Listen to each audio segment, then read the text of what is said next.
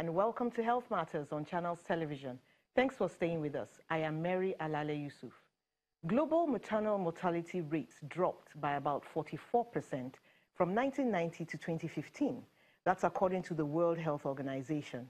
And WHO and UNICEF jointly reported that those who received antenatal care between 1990 and 2004 rose by 20%.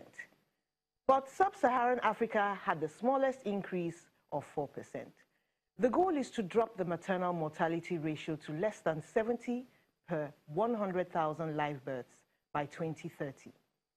Experts say care and information during pregnancy could reduce the number of deaths during childbirth. My guest is a consultant obstetrician and gynecologist at the Lagos State University Teaching Hospital, Ikeja, Dr. Joy Agbara. You're welcome to the show. Thank you very much. Now, a lot of women say they're strong, they're healthy. Pregnancy is not an illness after all. So why do I need to be visiting the hospital? I had my last baby at home. What do you have to say to such people? Why should they visit? Yes, thank you very much. Pregnancy truly is a physiologic process, of getting pregnant and bringing forth, giving birth. But again, that physiologic process could be saddled with a lot of problems, which, if not identified, can result in both the death of the baby and the mother.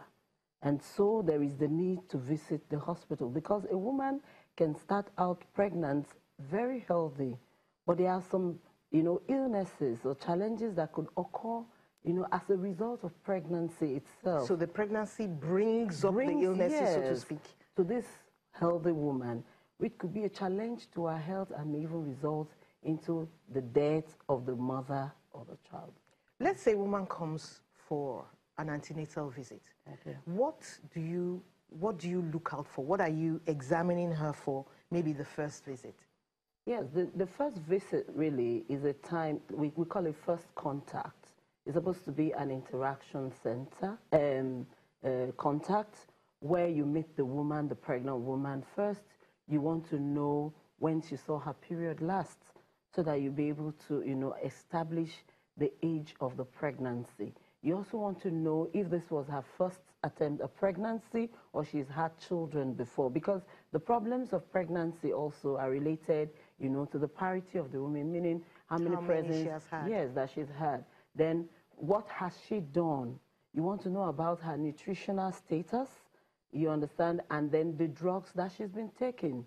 Then you want to examine the woman, because you should be able to identify these risk factors that are like red flags, to a woman who is going to have whether a free or a troubled pregnancy. And so the first contact is usually very important. Establish the age of the pregnancy, determine her risk factors in that pregnancy, and then, institute prevention for those ones that can be prevented, and then treat the identified problems in the course of the pregnancy. It looks as if every first pregnancy is labeled high risk. Is that true?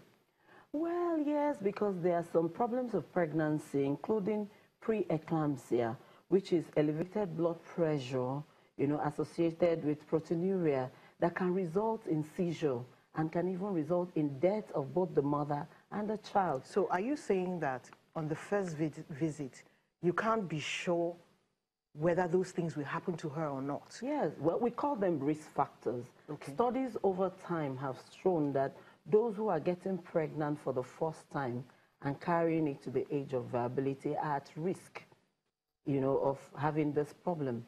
The age of the woman at first pregnancy is also there. And that is why when they come, you want to measure their body mass index, because obesity is a problem. You want to check their blood pressure. You want to test their urine. Those are guides, to be able to help you pick this woman early. If she's coming for the first time, the blood pressure is normal. We know it's a continuous process. So you could meet a woman for the first time and everything is normal. And as the pregnancy progresses, some of these problems may begin to show up. And then there's another class of women who, even before pregnancy, already have these issues. They were diabetic, they were hypertensive, they had cardiac disease, they were sickle cell disease patients. You know, the challenge of pregnancy further puts them at increased risk of the problems of pregnancy. You know, so your contact with them, you're able to separate the ones that are high risk, low risk, you understand? But every pregnancy is actually a risk.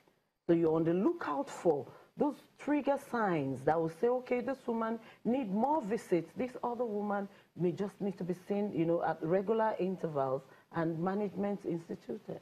Yeah. Okay, we know pregnancy is not an illness. No, it's not. But it's beginning to sound like maybe there's a foreign body or something.